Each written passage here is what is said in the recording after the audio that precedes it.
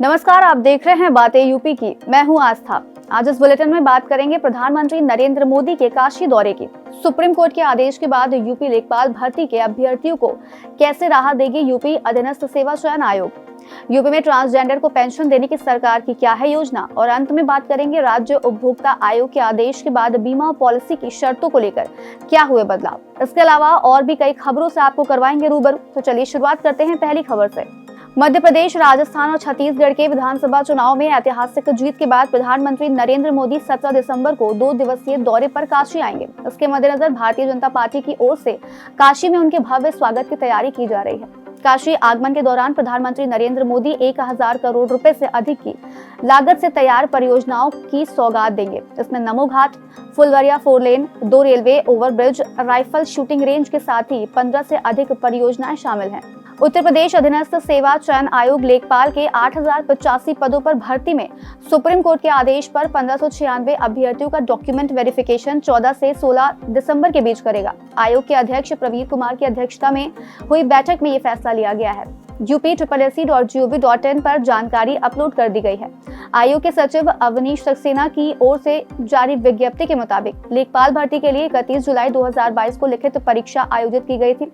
Score के आधार पर 27,455 अभ्यर्थियों के प्रमाण पत्रों के मिलान की सूचना 2 मई को जारी की गई। इसके बाद SC स्वतंत्रता संग्राम सेनानी के आश्रित, भूतपूर्व सैनिक और महिला श्रेणी के लिए अनुपूरक 842 अभ्यर्थियों की सूची जारी की गई। अब 1596 अभ्यर्थियों को प्रमाण पत्र मिलान का मौका दिया गया है। यूपी इंटर्नशिप स्कीम के जरिए मुख्यमंत्री योगी आदित्यनाथ राज्य के बेरोजगार युवाओं को कामकाज से जोड़ने की कोशिश कर रहे हैं। इस स्कीम में बेरोजगार युवा काम सीखने के साथ ही हर महीने 2500 रुपए का स्टाइपेंड भी पाएंगे। इसमें 1000 रुपए राज्य सरकार जबकि 1500 रुपए केंद्र सरकार की तरफ से दिए जाएंगे। इस इंटर्नशिप के लिए 10वीं, 12वीं और ग्रेजुएशन कर रहे युवा अप्लाई कर सकते हैं। उन्हें विभिन्न तकनीकी संस्थानों और उद्योगों से जोड़ा जाएगा। ऑनलाइन और ऑफलाइन दोनों तरीकों से आवेदन किया जा सकता है। छात्र अपने जिले के रोजगार ऑफिस जाकर रजिस्ट्रेशन करवा सकते हैं। ऑनलाइन नामांकन करवाना चाहते हैं तो आप sevayojan.up.nic.in की वेबसाइट पर जाकर आवेदन कर सकते हैं। द वीक हंसा रिसर्च सर्वे 2023 की रैंकिंग में देश के प्रमुख सरकारी अस्पतालों में संजय गांधी स्नातकोत्तर आयुर्विज्ञान संस्थान यानी SGPGI को 3rd रैंक हासिल हुई है। उससे पहले एम्स दिल्ली और PGI चंडीगढ़ को पहली और दूसरी रैंक हासिल हुई है। वहीं ओवरऑल अस्पतालों की रैंकिंग में भी SGPGI 7वें नंबर पर काबिज है। इस कैटेगरी में SGPGI के ऊपर 2 सरकारी संस्थानों के आला CMC वेलोर, अपोलो चेन्नई, मेदांता गुरुग्राम और इंद्रप्रस्थ अपोलो दिल्ली जैसी निजी चिकित्सा संस्थान है। सर्वे में मेडिकल एजुकेशन, रिसर्च और पेशेंट केयर को अहम पैरामीटर मानकर उपचार गुणवत्ता, उपलब्ध चिकित्सा सुविधाएं, बुनियादी ढांचा, डॉक्टर योग्यता, अनुसंधान, नवाचार जैसे तमाम पहलुओं के बेस पर रैंकिंग निर्धारित की गई है। पर्यटन के लिए यूपी के 229 गांवों में संगीत वाद्य यंत्र बांटे जाएंगे। जिन गांवों में संगीत से जुड़ी कोई परंपरा रही है उनको चिन्हित किया जा रहा है।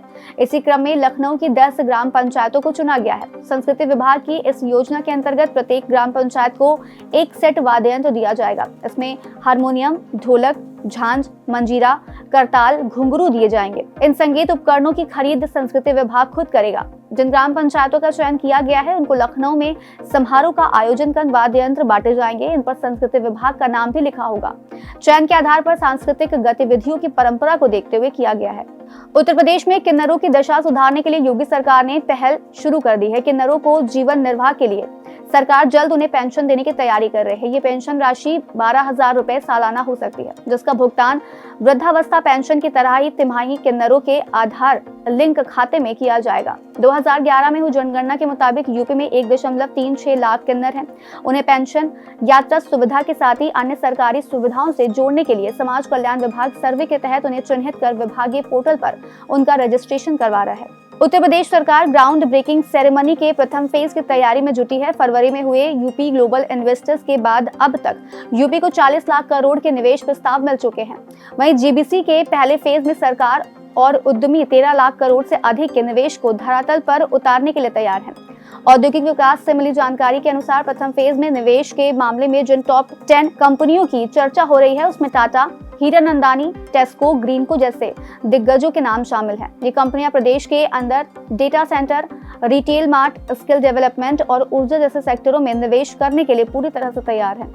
मुख्यमंत्री शहरी विस्तारीकरण नए शहर प्रोत्साहन योजना के तहत 6 प्राधिकरणों में टाउनशिप के लिए जमीन जुटाने को सरकार ने 1580 करोड़ रुपए जारी किए हैं। आवास एवं शहरी नियोजन विभाग के अपर मुख्य सचिव नितिन रमेश गोकर्ण द्वारा जारी संबंधित आदेश के मुताबिक 1580 करोड़ रुपए में से सर्वाधिक 400 करोड़ रुपए आवास विकास परिषद और वाराणसी विकास प्राधिकरण को दिए गए हैं। मेरठ, मुरादाबाद और कानपुर विकास प्राधिकरण को 200 करोड़, आगरा को 150 करोड़ और अयोध्या विकास प्राधिकरण के लिए 30 करोड़ रुपए मंजूर किए गए हैं।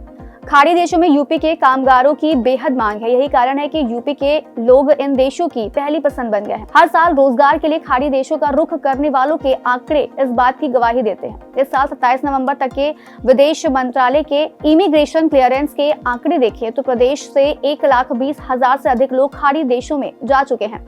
ये सिलसिला जारी है और ये आंकड़ा बीते 5 सालों में सर्वाधिक है। आंकड़ों के अनुसार रोजगार के लिए खाड़ी देशों को जाने वालों की औसत उम्र 20 से 40 साल के बीच है। राज्य उपभोक्ता आयोग ने इंसाफ के लिए 14 साल से भटक रहे एक पीड़ित पिता के मामले में जीवन बीमा कंपनी को 3.20 लाख रुपए हर्जाना भरने का आदेश दिया है। आयोग के अध्यक्ष न्यायमूर्ति अशोक कुमार ने कहा कि बीमा एजेंट पॉलिसी बेचने और कमीशन के लालच में शर्तों को छुपा जाते हैं। उन्होंने बीमा कंपनी को शर्तें हिंदी में भी देने और बड़े अक्षरों में लिखने का आदेश दिया है। दरअसल बीमा कंपनी की पॉलिसी भी बेहद छोटे अक्षरों और अंग्रेजी में होती है। 98% लोग इसे नहीं पढ़ सकते हैं और एजेंट की बातों में भरोसा करके पॉलिसी ले लेते हैं। न्यायमूर्ति ने कहा कि जरूरत पड़ने पर बीमा कंपनियां क्लेम देने से बचने के रास्ते ढूंढती हैं।